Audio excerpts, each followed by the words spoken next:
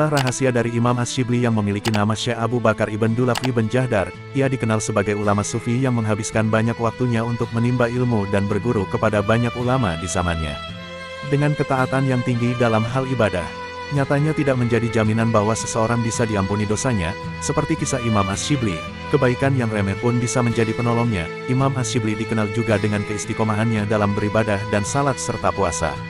Akan tetapi, dari sekian banyak amal ibadah yang dilakukan Imam Ash-Shibli semasa hidup, hanya satu amalan yang menurut orang lain ringan, yang dapat menghapus dosa Ash-Shibli dan berhasil meraih ampunan Allah Subhanahu wa Ta'ala. Di dalam kitab Nasai al-Ibad karya Syekh Imam Nawawi al-Bantani dikisahkan, setelah sekian waktu lamanya Imam Ash-Shibli wafat, ada seorang temannya yang memimpikannya. Dalam mimpinya itu terlihat Imam Ash-Shibli nampak mendapatkan nikmat kubur. "Wahai Imam Ash-Shibli, apa yang diperbuat Allah Subhanahu wa Ta'ala kepadamu?" tanya temannya. "Allah telah menempatkanku di tempat yang mulia," jawab Imam Ash-Shibli.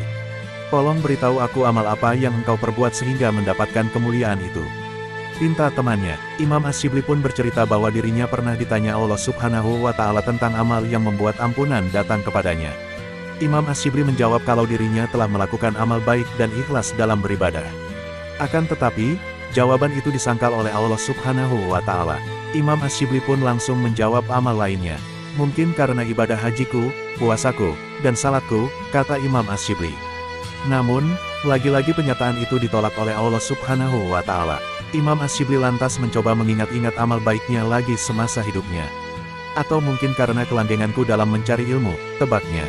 Pernyataan itu kembali disangkal oleh Allah Subhanahu wa Ta'ala hingga akhirnya Imam Ash-Shibli menyerah. Ia kemudian berkata, "Ya Rabbi, semua itu adalah amalanku yang karenanya aku harap engkau mau memaafkanku." Kemudian Allah Subhanahu wa Ta'ala berfirman, "Semua itu tidaklah membuatku mau mengampunimu." Imam Ash-Shibli lantas bertanya, "Lalu, karena apa engkau berkenan mengampuniku?" Allah Subhanahu wa Ta'ala berfirman, "Ingatkah engkau, ketika engkau berjalan di pinggiran kota Baghdad, engkau menemukan seekor anak kucing yang kedinginan dan merapatkan tubuhnya ke sebuah tembok. Kemudian karena merasa kasihan, engkau mengambil anak kucing itu dan memasukkannya ke dalam saku jubahmu agar ia terjaga dari kedinginan." "Benar ya Allah," jawab Imam Ash-Shibli.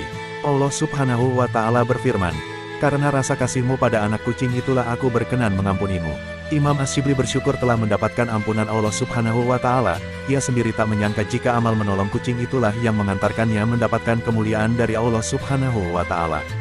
Setelah mendapatkan penjelasan itu, teman Imam Ash-Shibli sadar bahwa amal ibadah yang dilakukan di dunia ini tidak menjadi jaminan mendapatkan ampunan dari Allah Subhanahu wa Ta'ala. Bisa jadi ampunan itu karena amal-amal lain yang mungkin ringan dan remeh untuk dikerjakan, seperti menolong hewan dan tumbuhan.